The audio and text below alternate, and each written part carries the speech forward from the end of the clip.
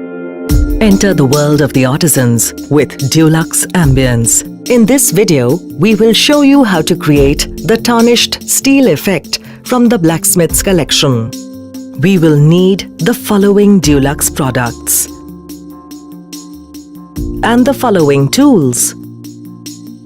Always prep the wall with Dulux primer and putty for best results. Allow all the layers to dry before moving to the next step. Apply a very thick coat of Dulux Ambiance Velvet Touch Marble in Artisan Brown with trowel. While the marble paint is still wet, apply textured brush across the wall randomly.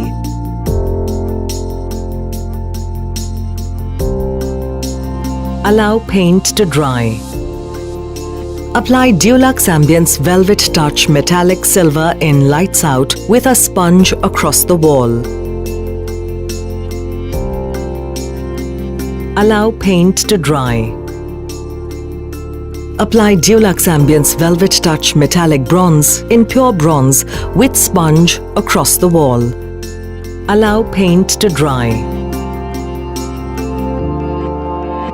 Now we have successfully created the tarnished steel effect from the blacksmith's collection by Dulux Ambience.